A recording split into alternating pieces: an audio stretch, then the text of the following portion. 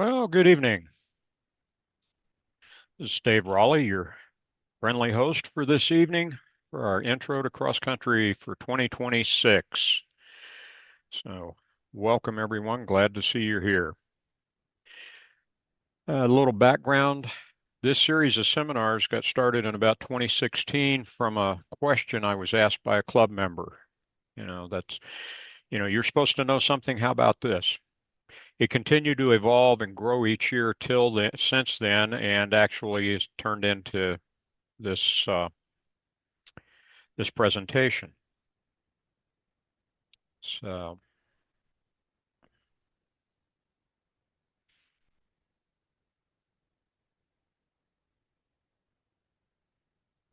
there we go. There we go. Now we've got the screen up that I'm looking for. So we're through the support of the SSA, these online seminars started in 2020, and your participation has encouraged the SSA to keep this going. So I think this is pretty fantastic. I'll have a couple of videos this evening. They're mainly to illustrate the joy of soaring and what we can do with our sailplanes. One of the things the person I'll be showing videos from this evening is British. So their rules for cloud clearances and VFR and stuff like that are very different than ours. So I'm not suggesting that we fly the way they do, but it's interesting to see.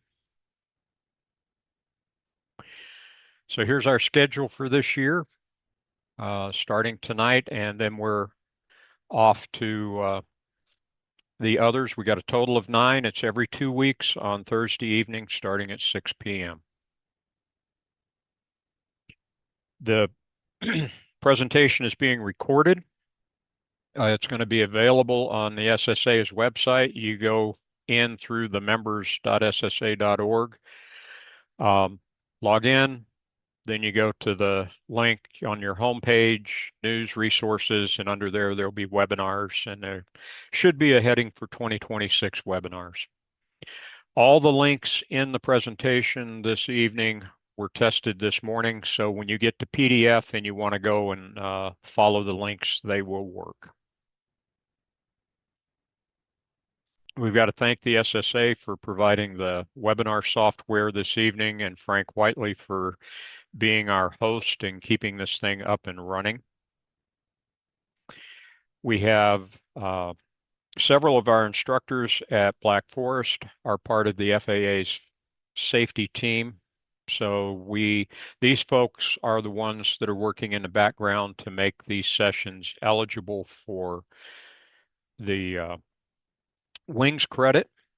And if you registered for the seminar with your wings user ID, then the credit will be applied automatically over the next few days. If you used a different user ID, different email address for the seminar, send me an email with both of them. Let me know which one's your wings, and we'll get it sorted out for you. The FAA guidelines, which allow the online seminars to count for wings credit, only the live seminar is eligible for credit. So watching the seminar from the after you've downloaded it, that doesn't count for wings credit. We have several of our club instructors hiding in the background, so if you're asking questions through the link at the bottom of your display, they will attempt to answer them, or they will, if it's looks like it's a broader topic, they'll collect it, and we'll have some Q&A time through the presentation, and then we'll have a Q&A time at the end of the presentation. One of the things that one of the organizations and people I'd like to acknowledge, or person I'd like to acknowledge, is Patrick McMahon from the QNIM Gliding Club in Calgary, Alberta. They came up with this concept called the Proving Grounds, and it's real popular across the U.S. It's an intro to cross-country flying tool, and I'll be using it as show it a little later in the presentation. In general, our purpose behind this is awareness. to help you develop strategy for flying cross country, to reduce the stress of this transition, you know, from a trainee and new private pilot, for instance, into a cross country pilot. We're going to talk about cross-country planning tools, and I have some cross-country resources, including some other training offered by other organizations available that'll be linked. You'll have links for it. Cross-country is the magic for soaring. This is what keeps people coming back. We have We've all come to soaring from different backgrounds and paths. Our club members include folks that have multiple thousands of hours, airline pilots and military pilots, and people that have multiple hundreds, multiple tens of hours, and we have the ab initio people that are working to have multiple hours.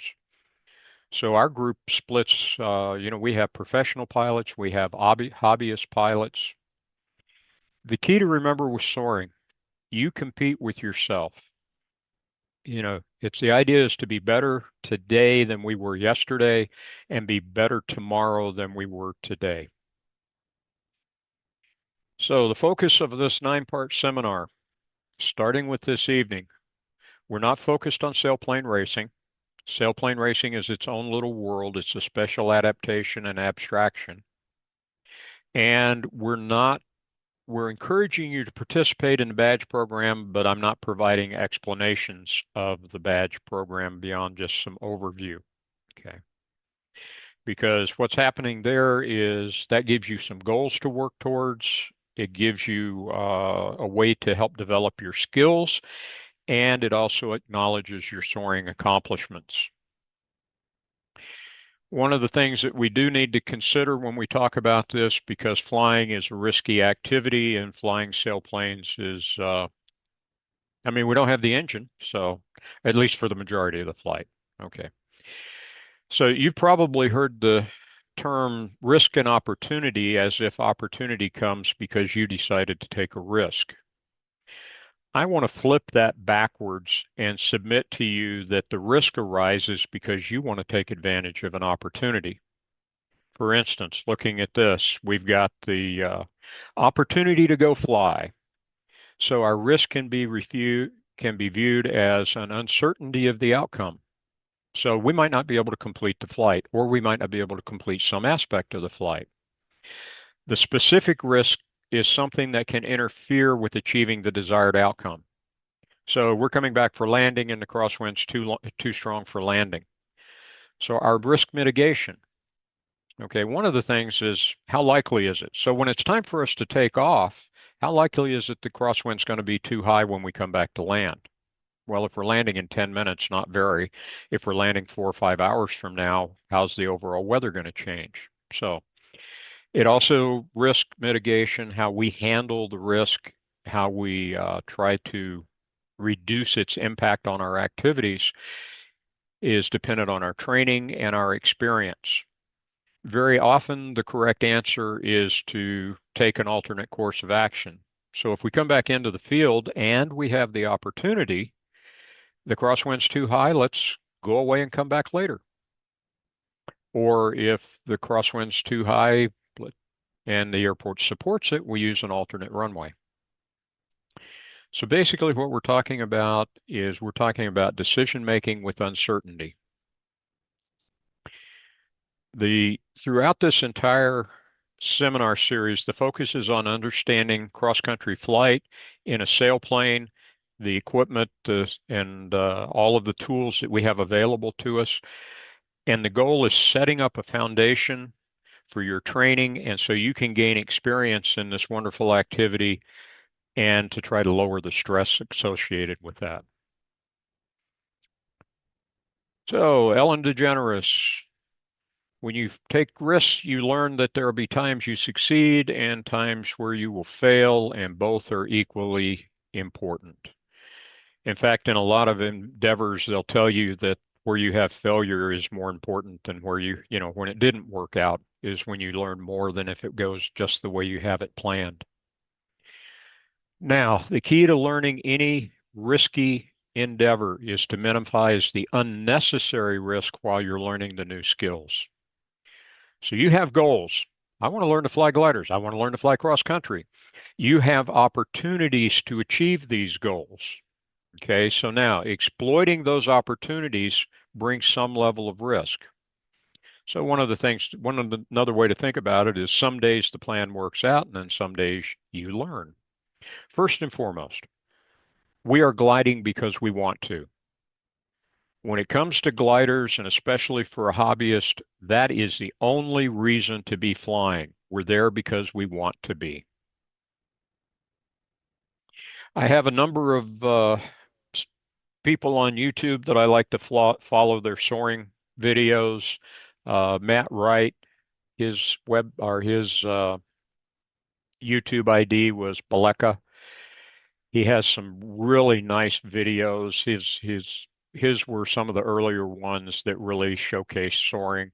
Bruno Vassell, who many of you may know from Utah Soaring, he hasn't been too active in the last year with his video. I mean, he's been flying and everything, but his videos haven't been too active. But he's got a nice collection of videos as well.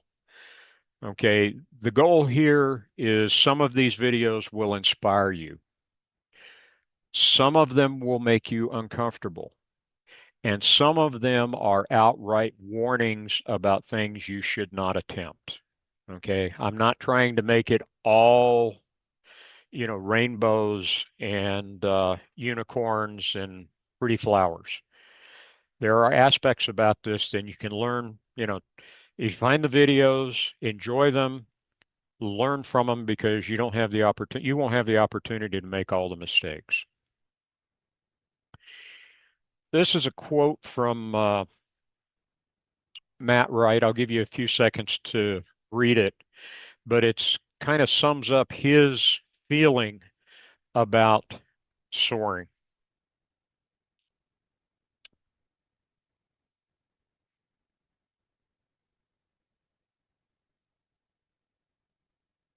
It's a nice little paragraph, and I agree with what he said. My perspective, though, is when I'm up there, I don't have a family. There's no problems at home. There's no work. There's no school. It's me, my glider, the task, and the day. And some of the real magic that happens is that very early on the takeoff roll, the difference between me and the glider disappears. The glider and I become one, and then it's the task and the day.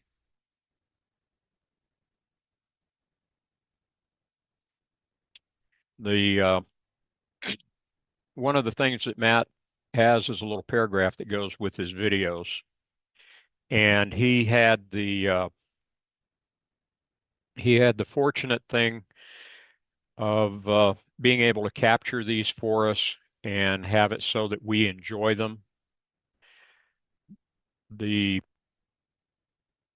When we look at this, I'm gonna show you a video. He chose a poem that plays during the video, and what he chose was the soliloquy from Blade Runner, where at towards the end, the character Batty was trying to explain what he had observed that the common person just didn't see.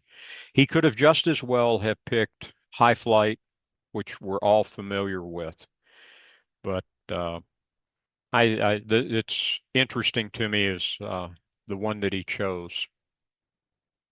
Just a second. Zoom is not being as nice as it could be for me.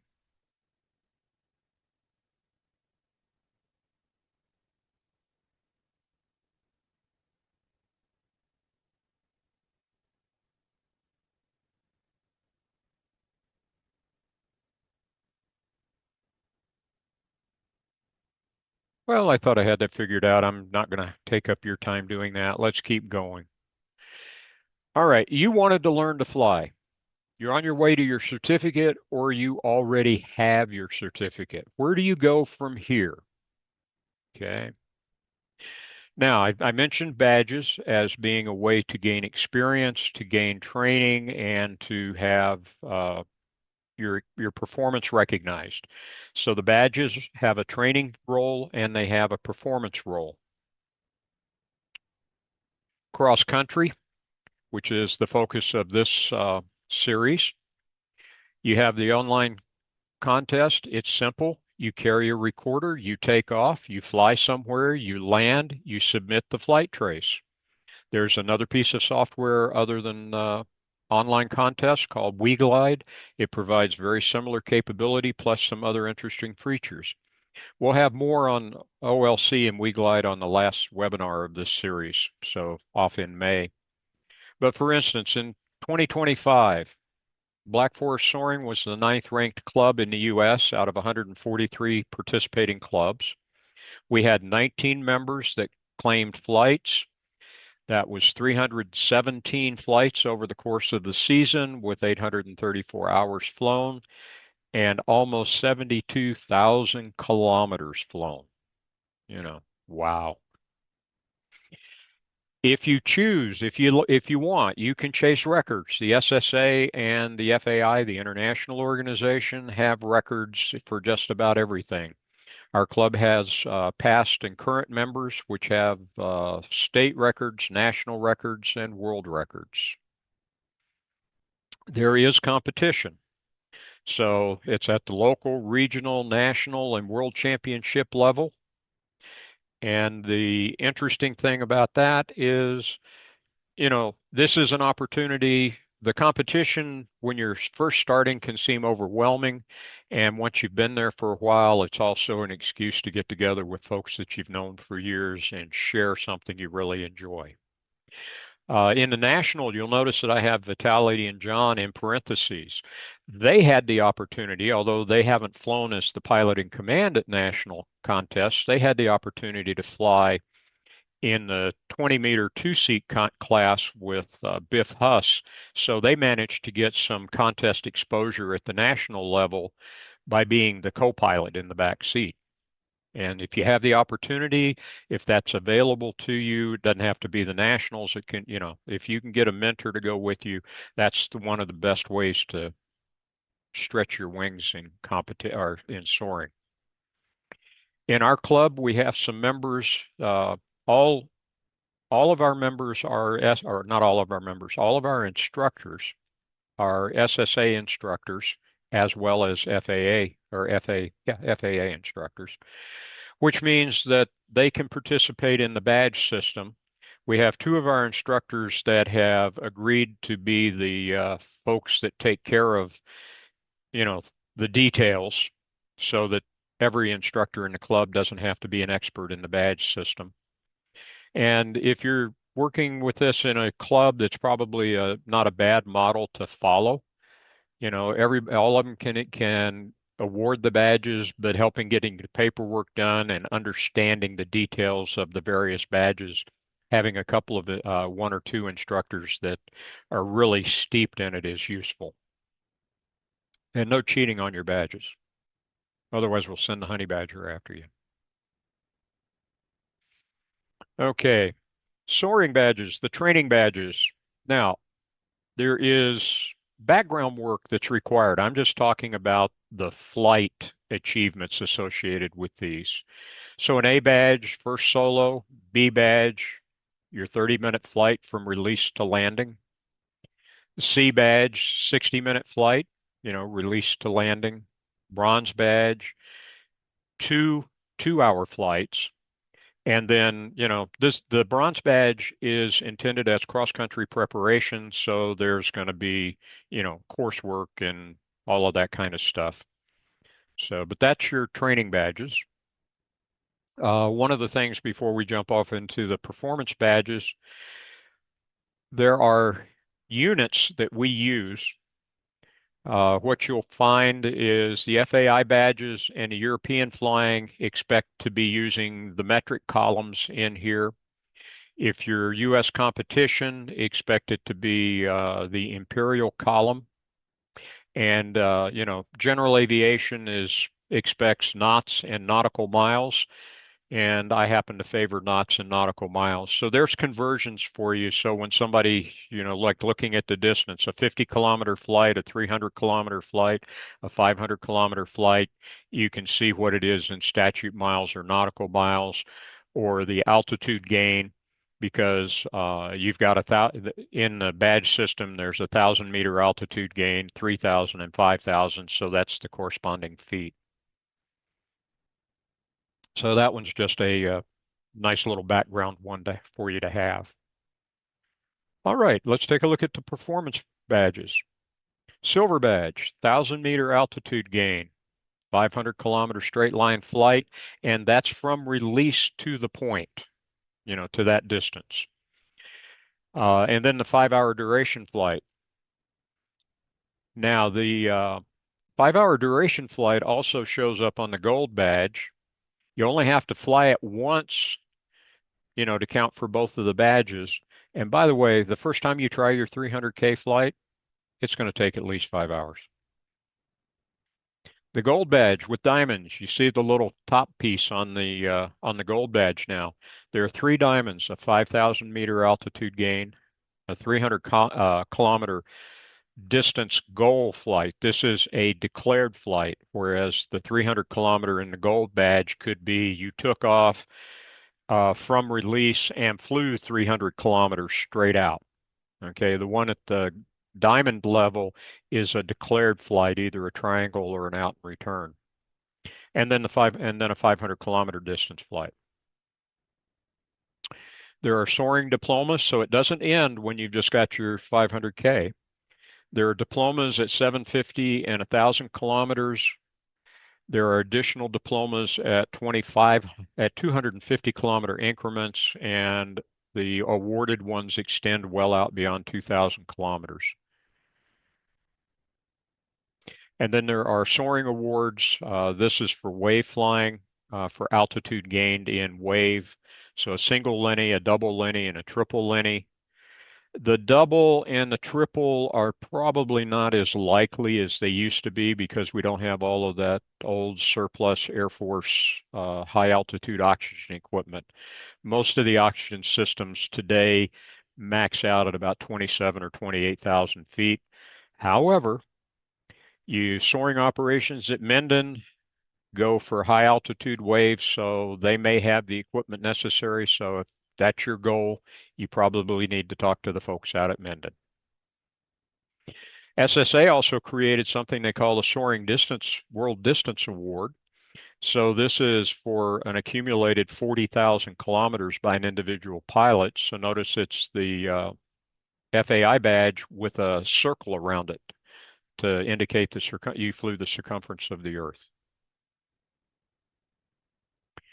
All right, learning to fly cross country. Those are things that you can chase to have a carrot in front of you, to have an award to say that you did something really, really neat. And so now, learning to fly cross country. I'm going to have 2 columns on the screen. The left column is going to be setting up your environment. So you need to have a strategy. You've got to have tools to understand your flight. You've got to set up your comfort zones. The whole idea behind a comfort zone is to limit the risks you're taking so that you don't try to jump into the deep end of the pool all at once.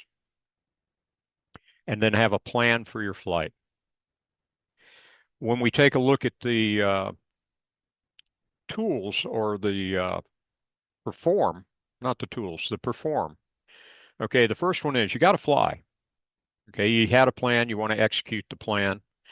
When I was first starting to fly cross country, the advice you got was get high, stay high, fly safe. You need to evaluate your flight. Take a look back at what you thought you were going to do and then how did the flight pan out. And this isn't just for the goals in your plan. Like I want to do a triangle. I want to do a 100-kilometer triangle today. The other thing you also want to evaluate is you want to evaluate the other aspects of your planning, like did your weather forecast work out? Okay, those kinds of things. Now, in the glorious old days that, everybody likes to harken back to, our tools were built around paper maps and tables of numbers and graphs that we carried with us in the plane. Today, those tools are built around software things that help us. In other words, we've got computer models that are helping with this. The other thing you want to do as you're learning is you want to share your experience. So, the hangar flying and at the clubhouse after flying and getting your flight up on the OLC. And the biggest one, have fun. Now, your resources, planning software, Glide Plan, we're going to play with that one this evening. CU software for the PC, that gives you an environment to where you can draw flights and you can do what ifs and that kind of thing. Google Earth Pro is a little better to use than straight Google Earth, but it allows you to draw these routes and constrain your flights and stuff on the map. So that's another tool that you can use. There are turn points, the turn point exchange. Um, it's a useful tool. There are BFSS turn points out there. There's airspace out there. The airspace is updated fairly regularly through the year. Turn points, however, carry a caveat. The data is often dated, and the things that they call landing fields, if you haven't seen them, don't plan on using them for landing. Because if that data is 5 years old, a lot has changed out there. What I usually do for our club is we have a computer in the clubhouse, and I try to every spring put an updated database, turn point database on the club computer with a 100-kilometer radius and a 300-kilometer radius for the waypoints or turn points, because that gives you, if you're a beginner, you're not overwhelmed by all the extra stuff if going out 300 kilometers. And if you want to fly further, 300-kilometer out, go out and come back as a 600-kilometer flight. So that covers just about any flight you could think of. The other one is you can get your maps from the FAA. So you can get uh, digital images of sectionals from the FAA. You can also get custom maps from Len Alley's website. He has an excellent website called soaringdata.info. And those are created from FAA data sources. And what you can do is you can put your turn point database into his website, and it'll give you a map that encompasses all of them, or you can give it the top left and bottom right corner. It's a great way to get custom maps to use with your software on the computer. I've mentioned models a couple of times. George Box was a statistician from the 20th century, and these are his comments. All models are approximations. Essentially, all models are wrong, but some are useful. However, the approximate nature of the model always has to be in the back of your mind. And one thing you want to be careful of when you're taking a look at using a model for something is chasing too much precision. In soaring, anything to the right of the decimal point is likely irrelevant to your decision making. If you're trying to make a decision between McCready 2.3 and McCready 2.4, I would submit to you that you're chasing something that you could get just as good of an answer with McCready 2 or McCready 3. Now, common vocabulary, because I've run into things where people hear the word model and it means something very different than what I intend. So these are the definitions that I'm using. A model is a simplified representation of a system or a phenomenon. And the whole idea is to try to get rid of things that don't matter to the decision-making process so you can examine the underlying behavior. Modeling, that's the process. That's where we're going to simulate. Now, that could be a simulation on your computer, things like Condor, Or it could be, I'm going to show you some things later this evening. It could be a decision aid that you keep in your head that gives you a quick way to say, can I get there from here? And then to simplify the whole idea using a model is to get rid of the complexity, try to get down to the core of the problem to make the meaning plainer, the concept. Ooh, I wrote concert. I'm sorry, that's supposed to be concept. Or the meaning plainer to the person using it, or easier to understand. Now, we've got models and modeling for soaring. What's going to happen? Like tonight, we're going to start with it. The initial simplification for soaring is often ignoring the effects of atmospheric movement, wind, lift, sink. Okay, so I'll show you a simple model that doesn't use that at all. And then I will factor in the wind so you can see the effect of that on the model. And then as we move forward later on, we will get more and more of these effects accounted for, but just not in tonight's lecture. In real life, wind, lift, sink, and other things can't be ignored. So like I say, later on, we will add the atmospheric movement to get greater fidelity. Now, the key here, models can be used for planning. That's what we're going to do tonight. And later on in a future session, we'll show you how the models can be used to support in-flight decision making. Okay, so how can this help? So, what's your biggest fear?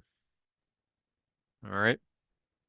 So, land out, that you got lost, that you can't thermal. You know, you'd be surprised. You can thermal excellent with with the instructor in the back seat, and then you get up there by yourself, and you couldn't stay in a thermal if you had to. It's a learned skill. Or the other one, this is my last thermal, and it doesn't look like I can get home. Or this is I believe to be the last thermal, and I can't get home. Okay, so that's what we're trying to mitigate. So what we can do is we can create a playground. And this is the one we're going to talk about the most this evening. Take your home airport, create a 5 nautical mile ring around that airport. And your navigation strategy is to stay inside that 5 nautical mile ring. And within that ring, you want to fly to a point, turn and fly to another point. And you don't want to be dependent on the computer at this stage in your learning and in your flying. So you want to pick these points out that's something on the ground that you can recognize so that you can turn and look in a direction and you can see that next waypoint. Because inside a 5 nautical mile ring, even if it's directly across the ring from you, the most is 10 miles away. And then the other thing you're going to do in this playground is you're going to learn to fly or find thermals on or near your course line so you can stay in the area or fly your course in the area. So the idea is you stay within the boundary and you can come up with an altitude for each day that as long as you stay in that ring, you're going to make it home. Okay, so how did that deal with those fears? Okay, so we've created a playground. We've got a navigation strategy, and now we've taken care of some of this. Could I get home from here by coming up with some rules that we can apply for the day we're flying in the playground? Okay. The key thing about this is it creates an environment in which models the larger cross-country world. What you learn in this playground will carry forward. So you're going to get all of the basic cross-country skills, you know, to address your most common fears in soaring. All right, the software I'm going to be playing with this evening. Glide Plan was written by Matt Herron. It's a map markup for cross-country and can be used for competition. And there's the website. It's not free, but I think it's well worth it. The other place that we're going to use data from is Lynn Alley's soaringdata.info site. That's where the map that I'm going to use in the background comes from. And for instance, this map, I pulled it so that it has part of the Denver sectional and part of the Wichita sectional, because interestingly enough, the Denver sectional ends about 45 nautical miles east of our airport, and we fly off into Kansas. So this will also show you a map that could be created crossing sectional boundaries.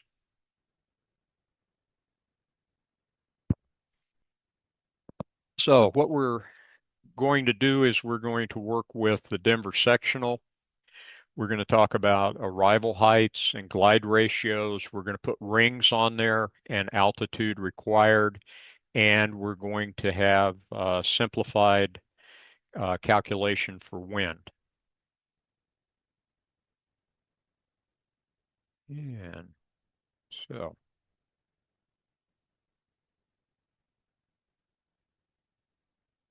just, okay, it's the first webinar this year, and so I'm behind the curve on it.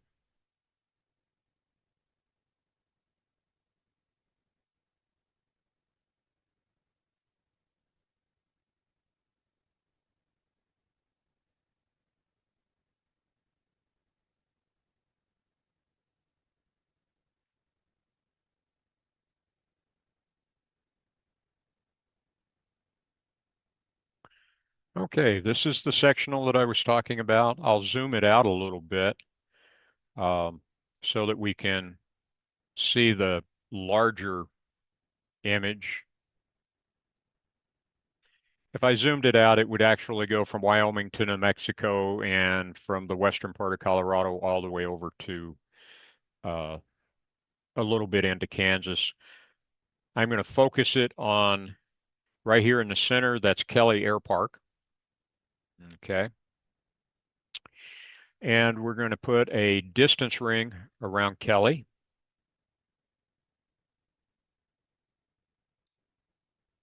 And I'm going to tell it that the field elevation is 7,000 feet.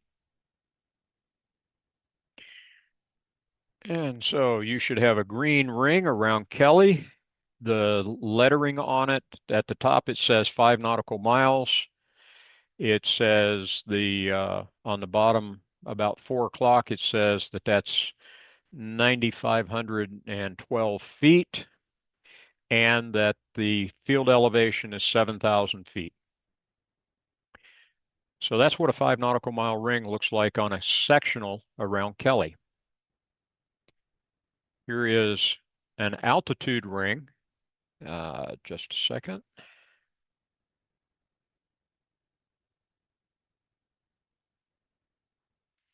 And that goes up to 10,000 feet. Okay. So if we're inside that ring and we're inside that ring above 10,000 feet, we should be able to get home. Okay. Now, up in the upper right-hand corner, I've got this little tool, and I can change the glide ratio. So I changed it from 30 to 1 to 20 to 1, and notice that the ring changed. It came in because I don't have the performance that I had with 30 to 1. Alrighty. So let's put it back out to 30 to 1. And the reason I choose 30 to 1 is because a lot of what seems to be the intro gliders that are being used these days, like a PW5, a lot of clubs are using a K21 for training. You could, if somebody had an L33 or a Russia, all of those gliders are roughly somewhere around 32 to 1. So 30 to 1 is a nice, safe number to use when I'm doing illustrations like this. So one of the things that we look at with this is we need to look at the glide ratios.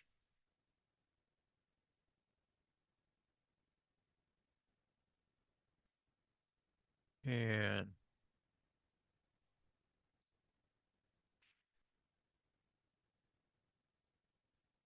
And so let's take the glide ratio and work with it.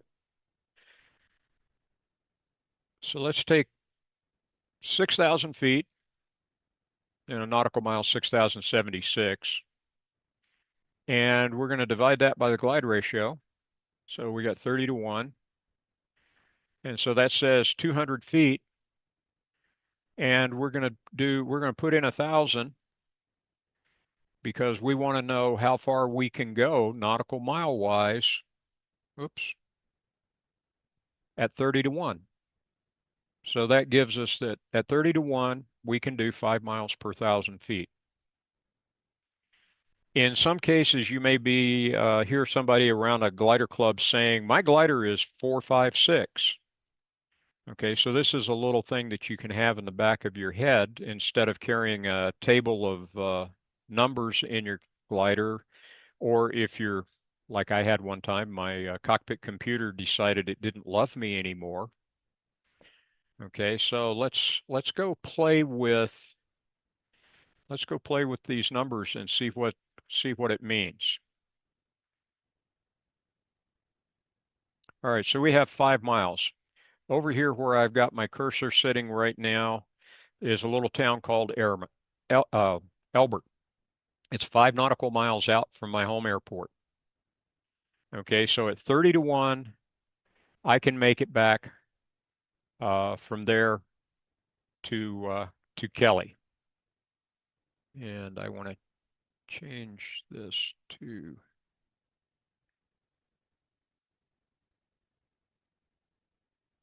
hmm.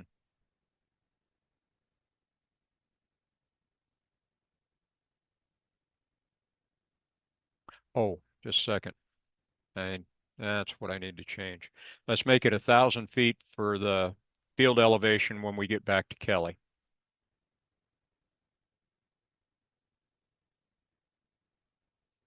Okay. So notice that the 9,000 foot ring is now sitting right on top of Elbert. Okay. So now we're going to add 10 knots of wind from the east.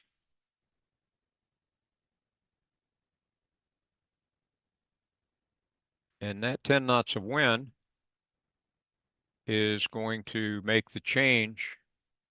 Notice that the circle moves. So if I'm sitting over Elbert and I've got 10 knots of east wind, I've got a tailwind. Okay. That ring over here is roughly 6 miles out. Elbert is 5 miles. Now let's go change that wind to a 10 knot from the west.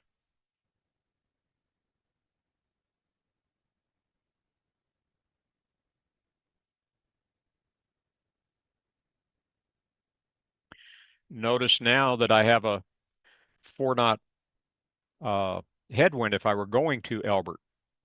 Okay. And that is roughly 1 mile from Elbert.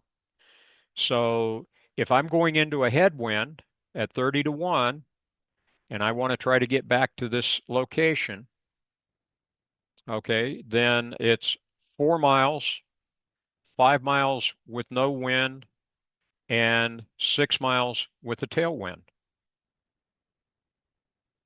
That's where the 456 comes from. So if you can come up with a number or, a set of ratios like that. So let's go back to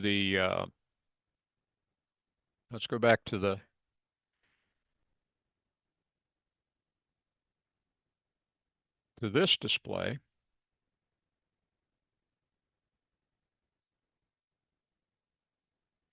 And come over here and do just a second, I've got a problem.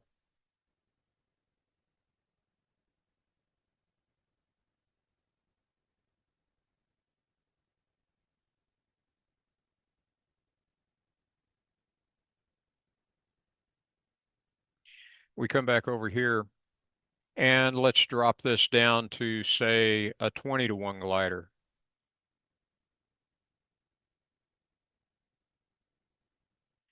And so that drops it into the, oh, I'm going to get rid of the headwind as well. or get rid of the wind so that things drop back into place. What happens is you notice that it got smaller, and that's basically 3.2 miles for no wind. So let's go find one that comes up with a cardinal number, make it easy for us.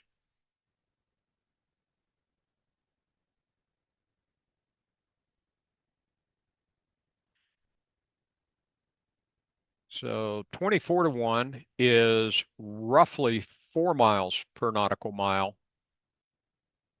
As we drop back down, um, 18 to 1 is roughly 3 miles per nautical mile. And with the Ted knot headwind, that becomes a 2, 3, 4. So, if you're in your 126, all right. So this is what you can do with this tool, but it also shows the impact of headwinds and tailwinds, which is the only atmospheric thing we're going to deal with this evening.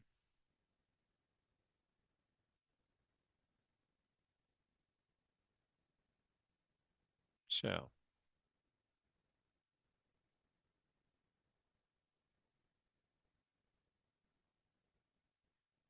so now we're back here. So when we take a look at a silver distance, I want to make sure I didn't skip a slide. Just a second. Okay, I didn't skip a slide. So we're looking at silver distance, 50 kilometers. We're going to do a 5-mile circle around the airport, and then we're going to put in a triangle, and then we'll also put in a four-sided polygon. Okay. Now, why 5 miles? The first one is you probably can get your instructor to take you 5 miles out in the two place that you're flying, even a 233, so that you can get a look back to see what it looks like looking back to the airport. So you can see the airport from 5 miles away. The other one is that you're going to try to learn to judge glide angles just by looking at what the view looks like from your current altitude back to the airport. This is a skill that you're going to develop. Okay. So flying within 5 miles works, one, because we can get a 50-kilometer flight. So by the time you're ready to go fly your straight line 50-kilometer flight for your silver badge, you will know that you can fly 50 kilometers because you've done it. The thing that you can look at, the links up above at the top, the first link shows why it works. And the second link, if you want to learn how to calculate the things, that's for those of you that want to play with the math. Okay. So we're going to do this in glide plan. We're going to have a 5 nautical mile radius circle. We're going to put a triangle in it. The triangle is going to be roughly 26 nautical miles. 27 nautical miles is a 50-kilometer flight. We're going to fly out to the circle from the home airport, so 5 nautical miles out, 5 nautical miles back.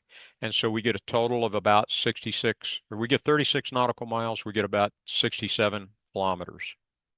Okay, so the first time you fly this, you're proving to yourself that you can do it. And then there's the numbers if you did it out to a 10 nautical mile radius and a 20 nautical mile radius. So now let's get back over in glide plan. All right, we've got our 5-mile radius circle. Let me put that back up on the screen. And so to do a task, come up here in the taskbar, click on task. I'm going to overlay it right on Kelly for our start point. And it says 7,000 feet. I like that. And the 5 nautical mile, there's an intersection over here on the road. And so I'm picking a waypoint that has a physical representation on the ground. And I'm just going to say all of these waypoints, because they're all on top of a plateau, are roughly 7,000 feet above sea level. It just makes the software happy. And then down here at the southern extremity is a big greenhouse complex, and it is easily visible from that first turn point. And our next turn point is going to be over here by Elbert. Now, Elbert sits in a little creek drainage, but I'm still going to say it's at 7,000 feet because it just makes the arithmetic easier. And then, oh, and then we're going to come back over here to our first turn point, and then we're going to come back to the airport. Okay. So the software will compute a real nice little uh, tool for you. And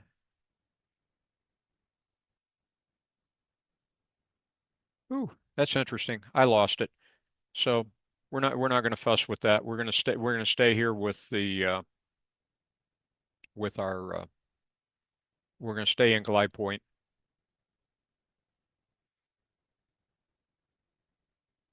Yeah.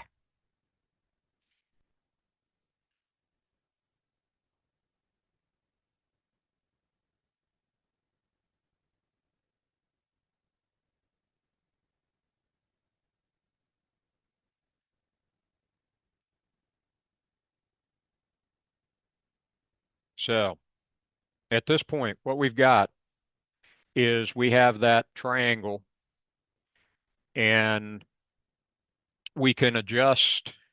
We can come out here and adjust our just back to 30 to 1, just simply because we're dealing with the area right there.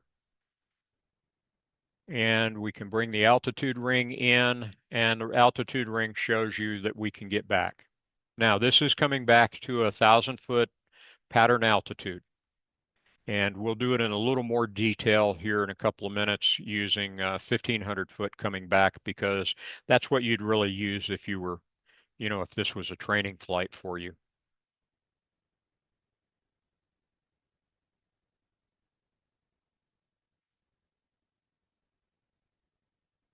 Okay, we can do the same thing uh, with a polygon. And what we'll do there is we're going to add a waypoint. So let's add one from, oops.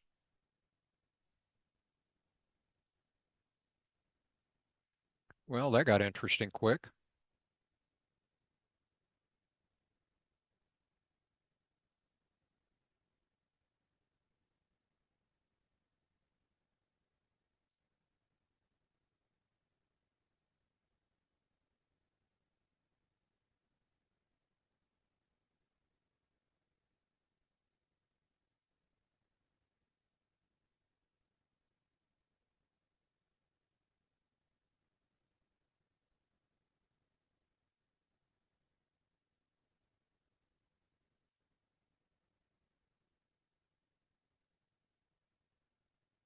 Yeah, give me a second.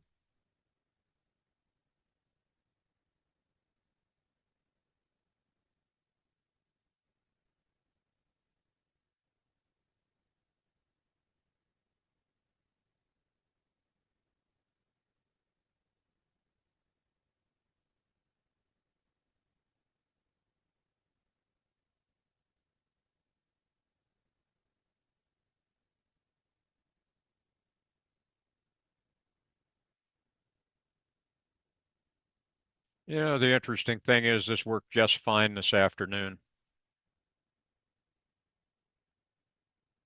All righty. So instead of adding it, I'm going to draw a new task. We're going to come in, fly from Kelly up to the intersection,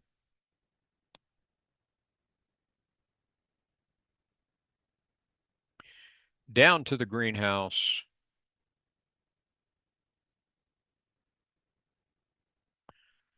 over to Elbert, up to a little private strip called D Bar D, back over to the start point that closes the polygon, and then back to our home airport. Okay. And in this case, we're somewhere in the neighborhood of 38 nautical miles. And so we've got a real nice task that we can fly. Takes us around the perimeter, gets us used to looking for landmarks on the ground. Uh, you also, in your pre-flight planning, remember you're going to be doing magnetic courses and stuff. Interesting thing that happens from the greenhouse over to Elbert. Elbert's real easy to see, but it's not too easy to see from that 5 or 6 miles out. But about halfway there, it becomes real visible. And this little airport up here is right next to a road, and it's real easy to see. And coming straight back over here is easy to see. Okay, so what that does is that gives you a real good playground to work within. Now, I'm going to go back in and I'm going to keep the 30 to 1, and then we'll play with that here in a minute. But I'm going to increase the altitude getting back to our home airport to 1,500 feet. And then we're going to come over here and increase the altitude ring so that you can see. So whereas when we were using 1,000 foot to get back to fly the pattern, we're now using 1,500 foot to get back to fly the pattern. But notice that we're easily within 10,000 feet. So if it's a good soaring day, our field elevation is 7,000 feet. So if we're 3,000 AGL, we're golden. Even with our magical 10 knot wind. So here's the wind from the west. So if we were flying against that headwind coming back, here's the wind. Since we have a north-south component, here's the wind from the north. Notice that we still, if we can stay that 3,000 AGL, we have no problems here. Of course, now we should do the east, right? And just for completion, let's bring in the south wind.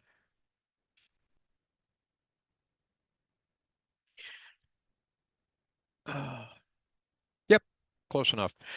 Okay, so the whole point of this is that as you look at it, we've created a playground. We've marked it out for 5 nautical miles. We're going to stay inside that circle. We have the numbers now that if the wind was any direction from at 10 knots, and we can stay above 3,000 AGL out at the limits at our turn points, we can always make it back home. We can make our other turn points. Okay, so what we've gotten rid of is we've gotten rid of the can I get there from here? How much altitude do I have to have? Okay, all of these kinds of things. So what we've done is we've created a sandbox to play in that relieves a lot of the stress associated with early cross country. You know, especially the one of, can I get there from here?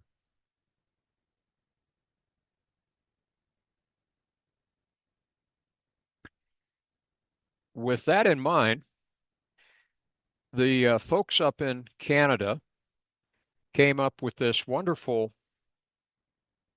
uh, tool. They call it the Proving Grounds. And so this is task flying and giving them recognition, giving pilots recognition with the novice glider pilot in mind. So the Soaring Association of Canada, the Soaring Society of America, here's the web pages for it. They've got a Facebook page. They have a scoring bot, so you record your file on your phone or some other kind of recorder, and you email it to them, and they send you back scoring for your flight. and this is from the Q-NIM Club in Calgary. Their symbol is actually the description of their building block system. The green triangle is what they call the racetrack. That's what I'm calling the playground in my examples. The yellow is your first stretch flight outside of the racetrack, and the red is your next longer flight outside the racetrack.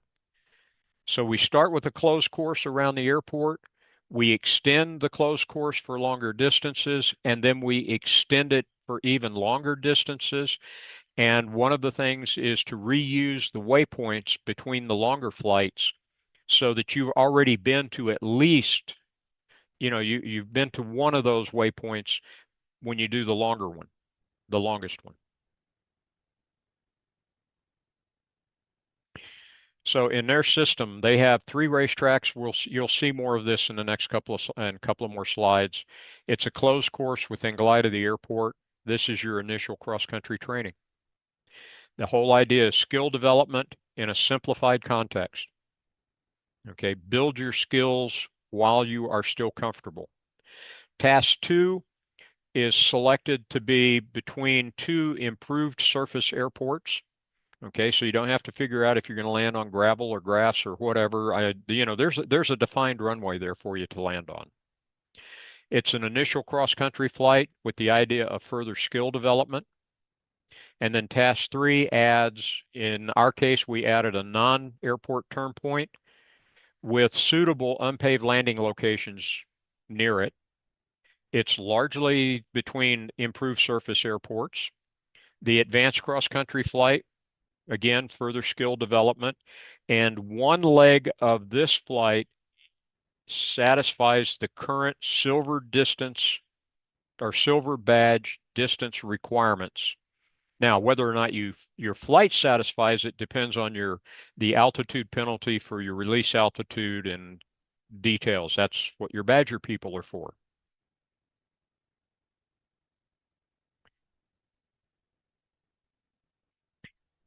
The rules in place, we have altitude and distance rules in place for all 3 tasks.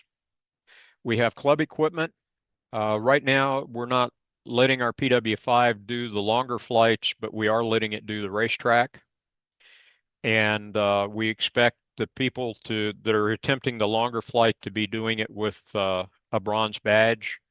And then we are allowing our K-21 to fly the longer badges or the longer flights for mentored flights so that people can get their first cross country out like that with an experienced pilot. So here's our handout sheet, or this is our original handout sheet. We've actually added a smaller course inside the green racetrack right here. And this is what we now call the West Triangle. So it goes from our home airport out to an airport that's 10 nautical miles west of us, and then southeast to an airport that is 20 nautical miles southeast of our home airport. This leg right here is more than silver distance in length, but it doesn't qualify under the current rules for a silver distance flight. But notice it stays very close to the home airport, and then there are a couple of other airstrips along here, and I'll show you in more detail. And then our east triangle now goes from our home airport out to a town on the highway, and then down here to this airport at Calhan and back home. This long leg right here qualifies for silver distance.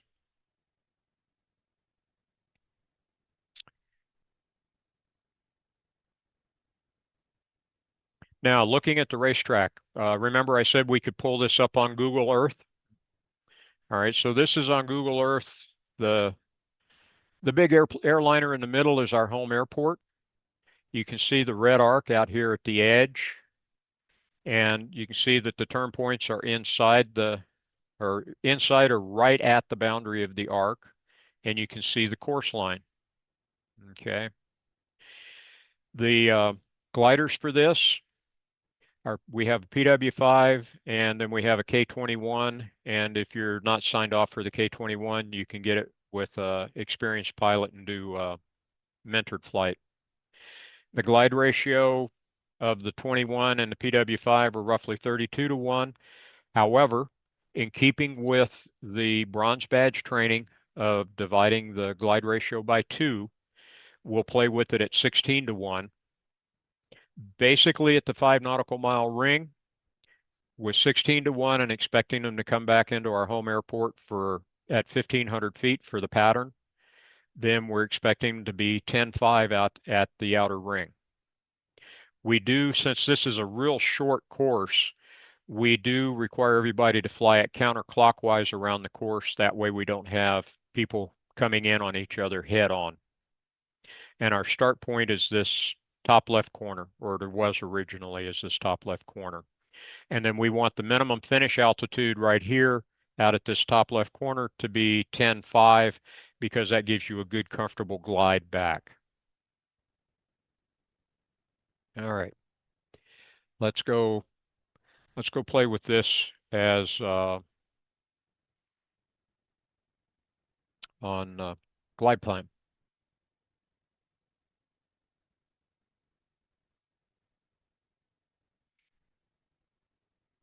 So I'm going to drop the glide ratio down to 16 to 1.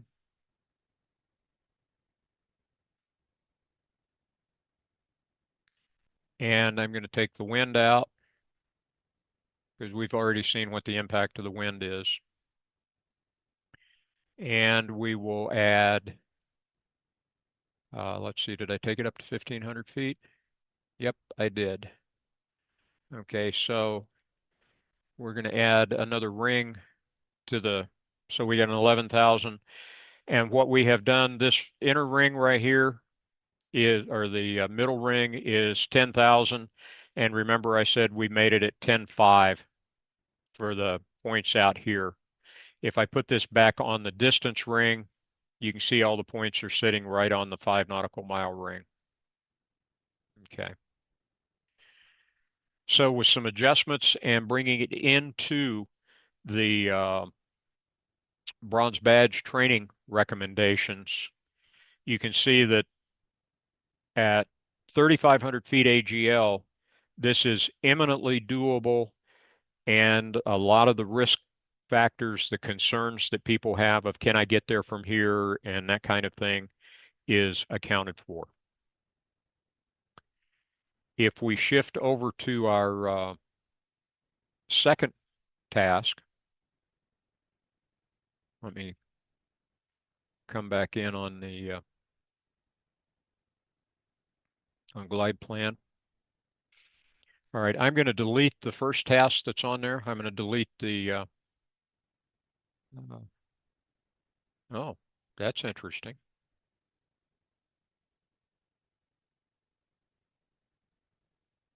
Haven't gotten that back yet.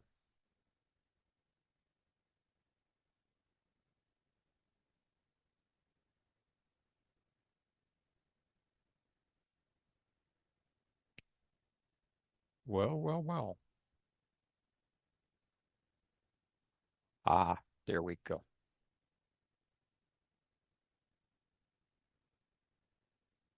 I got to be careful of that bar up at the top. Okay, that's fun.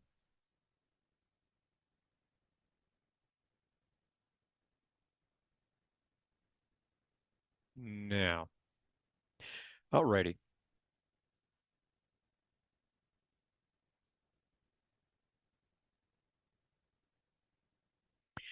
I'm going to go in and delete the task that's in there.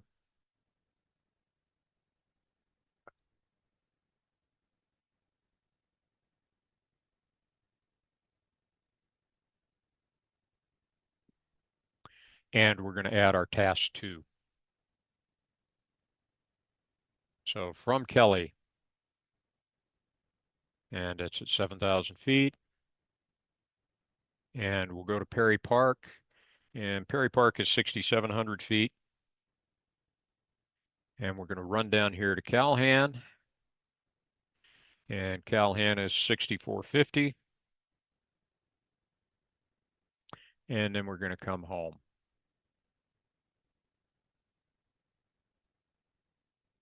All right, there's our task. I'm going to put distance ring around Perry Park because that's an improved airport. I'm going to put a distance ring around Calhan because that's another improved airport. But now let's go look at the altitude rings. Okay, so you can see getting from Kelly to Perry Park, that's 10 nautical miles. And we're still operating at 16 to 1, but if we're going this far, let's bump it up and give them benefit of the doubt and put them at around 24 to 1. Okay. Notice that if I can maintain 10,000 feet, so 3,000 over the home field, I can get all the way to Perry Park. If I can maintain 10,000 feet, I can come down on the course line to Calhan, and I don't drop out until I'm right here. And notice if I can stay at 11,000 feet, so only 4,000 AGL, I can make it all the way and come all the way back up to the home airport. Okay. So that gives you a feel for what this technique can do in helping you find your routes, helping you mitigate your concern, do your pre-flight planning, set yourself up and say, okay, um, we very often have days that get us 15 to 18,000 feet, that in that kind of range. Now, I will go in and put in our magical 10 knot wind. And so that's the wind from the south. Nothing became undoable. And here's the wind from the east.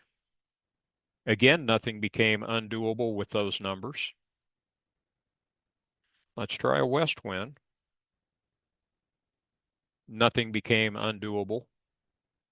And just for completion, we'll do one from the north, and that didn't have any impact. So from a planning perspective, if they were going to fly the K-21 on a mentored flight, or if they were going to fly a PW5 class aircraft, and we derated them to 24 to 1, if we said we want you, you can see that one area on the flight, and that's the leg between this boundary, 10,000 foot boundary for Calhan, and this 10,000 foot boundary for Kelly, that you need to be above 10,000, but you don't need to be above 11,000.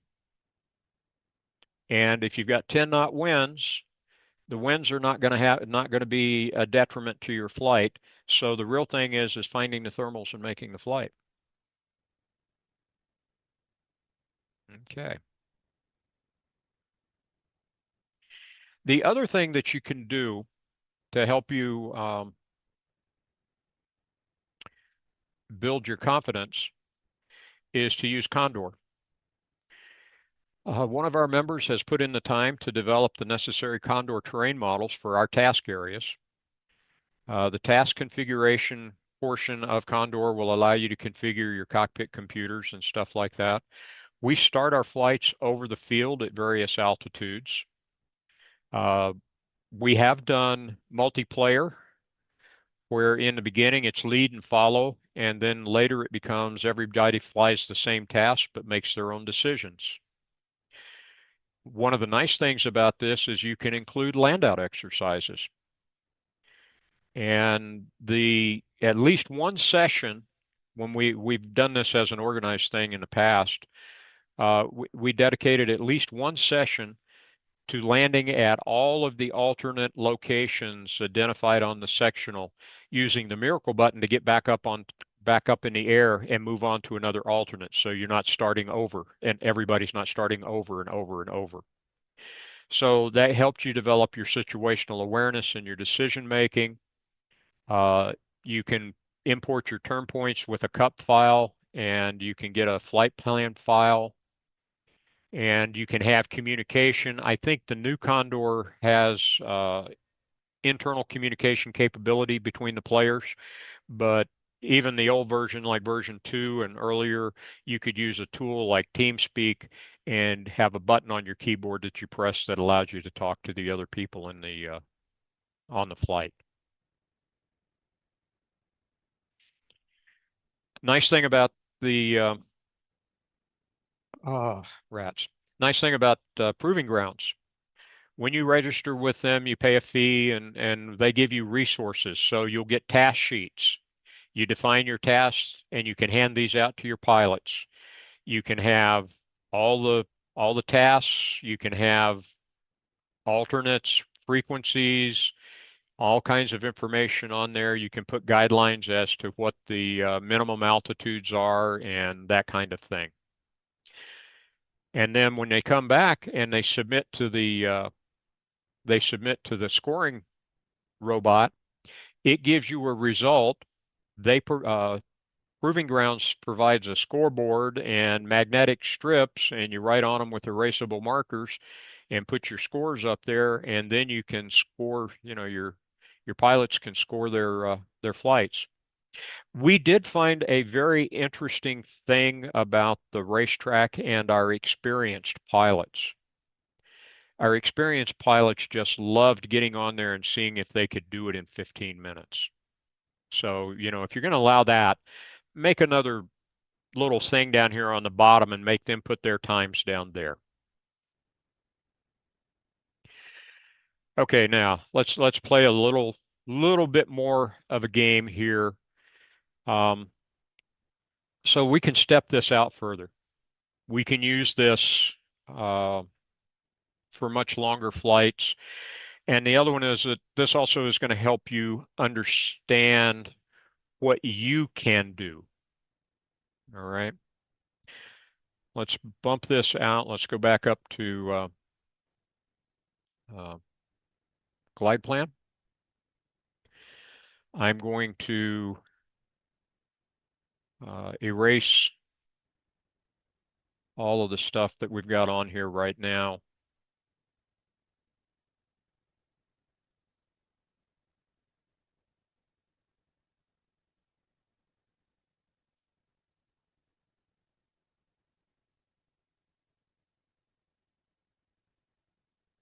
Okay.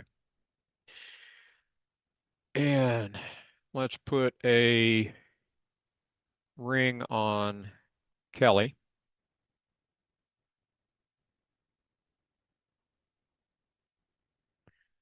But I want to reduce this out. And what we're going to do is adjust this.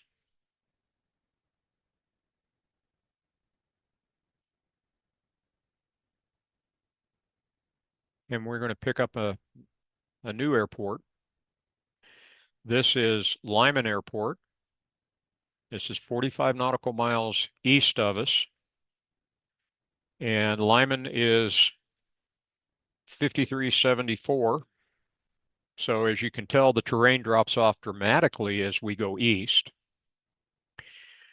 And I'm going to set us up on a 30-to-1 glide because I'm assuming that somebody that's going to be flying this is going to be flying something more than PW5 or an ASK-21. Let's assume that maybe they're flying an ASW-19. And so rather than claiming 38-to-1, let's do 30-to-1 because it gives us some nice easy numbers to work with. So we're going to fly out to Lyman.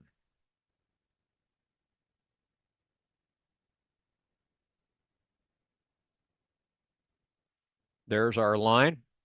Now let's bring in our altitude rings. And I've got the altitude rings capped at 11,000 feet. I'm going to go ahead and let them go up to, let's pick 13. Yep, see, we got a nice overlap in the middle. I'm going to get rid of our wind. Well, I thought I was going to get rid of the wind. And since this is probably a somewhat more experienced pilot, I'm going to say your arrival altitude can be 1,000 feet. Now, here's the interesting thing this points out. 30 to 1 glider. I get off tow, I get my first thermal, and I run to Lyman. Okay, Lyman is 46 nautical miles out. If you're going to do a round trip, it's 86. Um, so from there, we get, notice the boundary area right here in the middle. You got to be a little more than 11,000, but you don't have to be 12,000 feet. That was a very eye-opening thing for me when I was first starting. Okay. Especially when you probably don't leave the home airport until you're 11 or 12,000, if not more. So we can easily get to Lyman and back. That would be, nice out and return for, if you want it in kilometers, it's roughly 91 going out and 170 coming back. Or, I mean, I'm sorry, I said that wrong. 85 kilometers going out and roughly 170 coming back. So, now you're flying your ASW-19. But maybe I want some alternatives in here in the middle. Okay, so let's go down here and let's add Calhan because Calhan's a nice airport to land at if you needed to. So we'll put it back in at 6450. And the reason I'm now putting the real airport's elevations in is because we're computing glides. Now notice what's happened with this. This whole flight, this course line, notice we're now below 10,000 right here. This whole course line can now be flown below 10,000 feet. Isn't that interesting? Well, okay, there's a little section right here at 30 to 1. But that gives you that also tells you how much the alternates can do for you, how much they can make you more comfortable.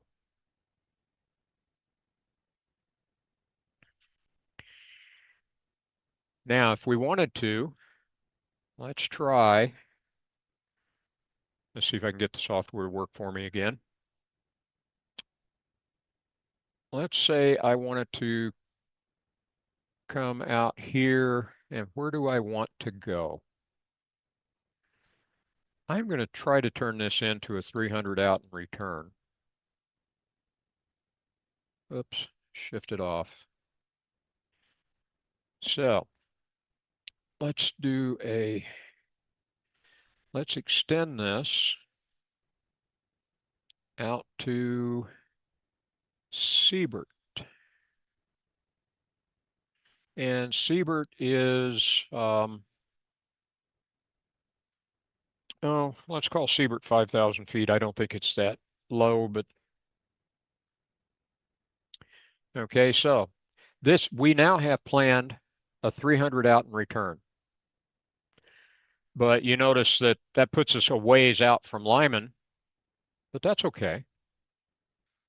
Flagler's got a very nice crop duster strip with paved runway, and they like seeing us. So that so we'll add Flagler at 4945.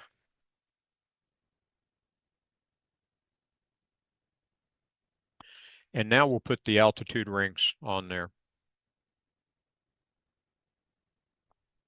And a real interesting thing happens. Except for this little stretch right here, this whole flight is eminently doable under 10,000, and an awful lot of it is doable under 9,000. How's that for fun? And let's go ahead and stretch this out a little further.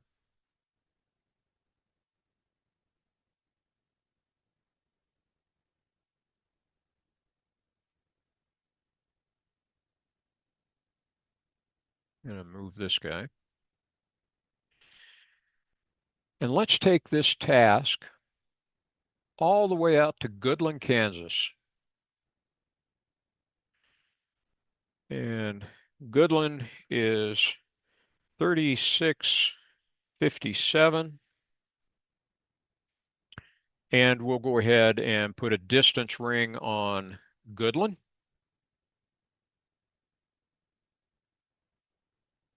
But we've got another airport past Flagler. But before we get to Goodland, this is Kit Carson out by Burlington, Colorado. So we'll put one on him. So 4218. And now let's bring the range rings in. And there's you a 300 or 500 kilometer out and return. And the vast majority of the flight stays, except for a couple of small segments, stays under 10,000 AGL. Or I mean, not AGL, MSL. So when you start using a stepping stone effect like this and you do this analysis, being reasonably realistic with your with your distances and assuming your glide ratios, uh, this starts to look really, really good. Now, how about if I take how about if I change this to a ASW 20 and just run this out because there's an awful lot of people that are flying ASW 20s for their first owned gliders these days. And if you look at it, all of a sudden these distances, this whole flight becomes possible under, and you didn't have to go higher than 10,000 feet above sea level to complete the flight. And if we wanted, let's do our magical 10 knots. Okay, that's out of the north. That didn't change anything. Oh, let's go ahead and make it 20. That still says everybody, you can get to everybody. Let's make it out of the east. Okay, so it's out of the east. So we're flying into a headwind, but all of them still remain eminently reachable. And give it a south wind. Nope, I didn't see anything drop out there. And let's give it let's go ahead and give it a west wind. Because if we're flying out of Kelly, we got to come back against this thing, right? And even there, we didn't have to change any of our waypoints. Now we're getting a little close at Lyman. We were a little close out here at Goodland, but still, this is what you can do.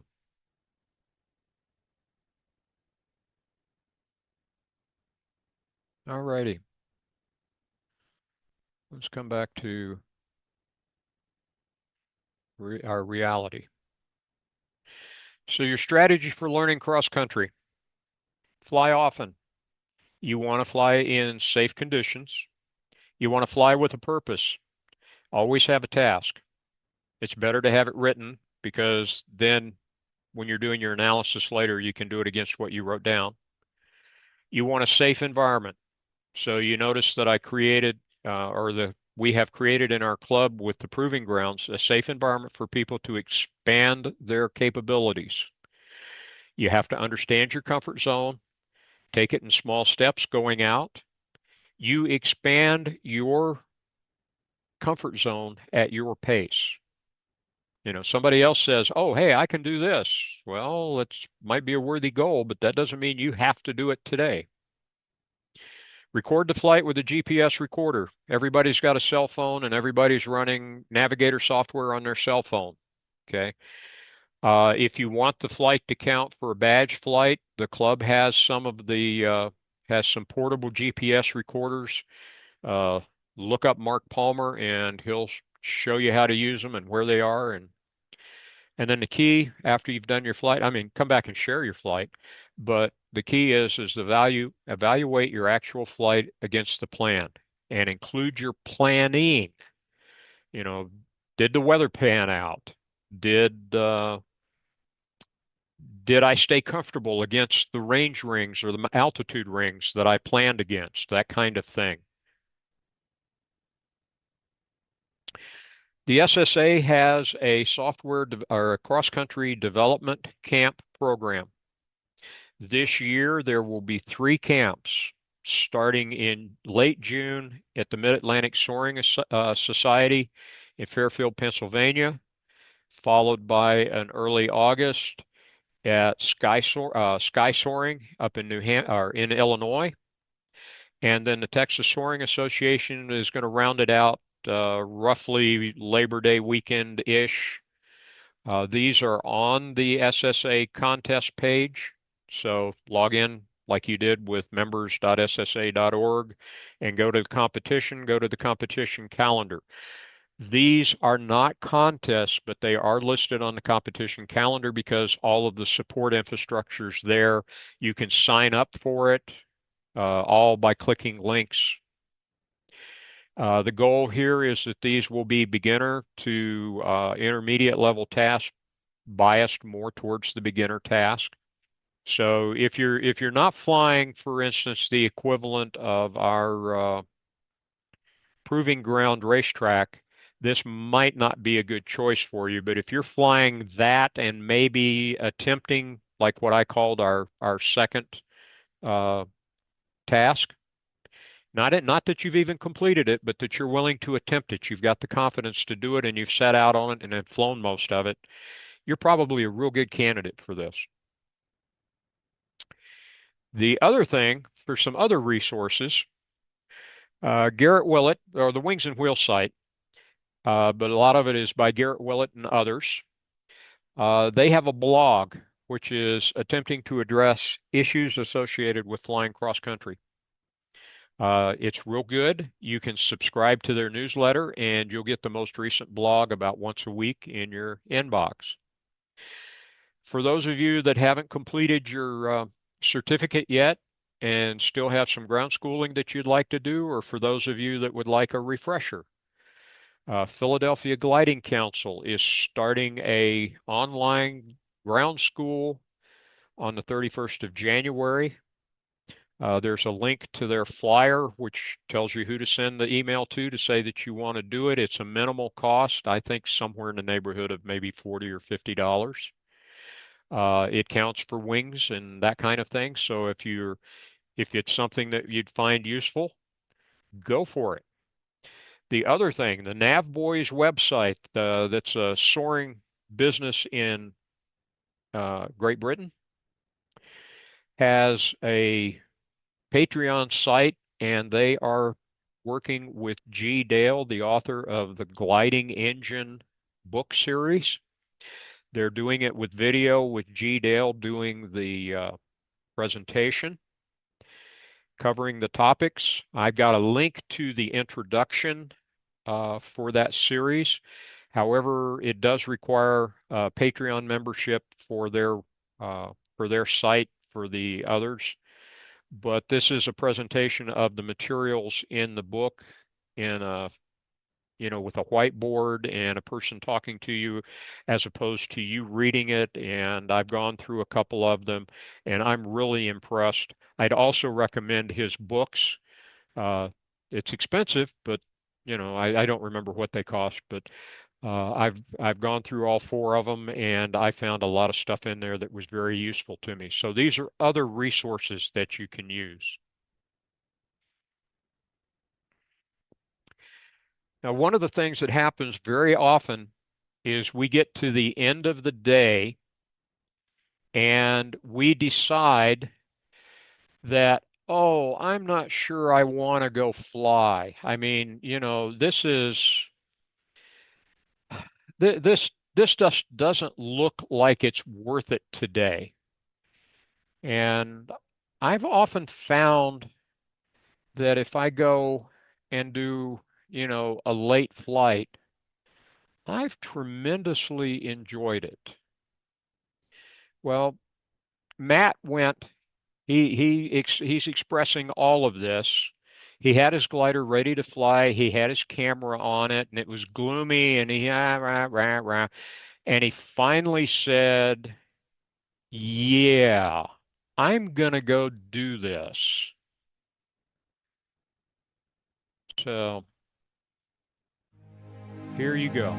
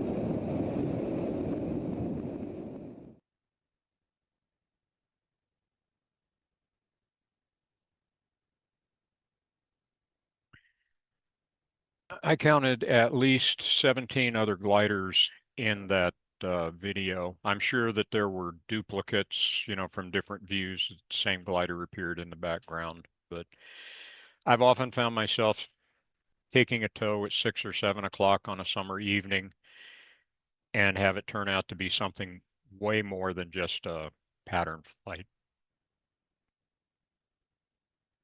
Okay, we're down to questions. Okay, Dave, I think we took care of a lot of them, but we did have one comment on new resources. Chris commented that there is a new resource called Turn Point Manager, and it's got uh, based on a database, and he gave a website, uh, turnpointmanager.com. He says that it's brand new, only a week or two old, and it has glide plan contained within. Oh, interesting. He said there's a YouTube video on how to use it, and he provides a link there. Oh, good. That's good. Sharing it with everyone. That's fantastic. Yeah, so that sounds like a great thing to look into. Also, Bill asks, he says that uh, Glide Plan doesn't work on the newer Macs. Do you have any ideas on some software that would work on that kind of a platform? No, but there used to be a software package that would run on top of a Mac that would allow you to then run a DOS program inside it or a Windows program inside it. The other one, depending on how technical you are, you could also have a dual boot system because most of the Mac hardware will run Windows to where you could boot it under Windows and then come back and boot it under Mac. Okay. I think we took care of the rest of them. So unless anyone else, um, Paul is asking where we can find the deck with the links, and you said that early on that it'll be posted on the SSA website. Under news and resources, there's a webinar tab, and it should appear there sometime in the next week. Okay, well, thanks a lot, Dave. Do you want to give any final thoughts and sign off? Well, I saw this shirt somewhere and shot a picture of it. I thought it was appropriate for us. Stay curious. Next webinar, 2 weeks, 6 o'clock on Thursday. Have a good one, everybody.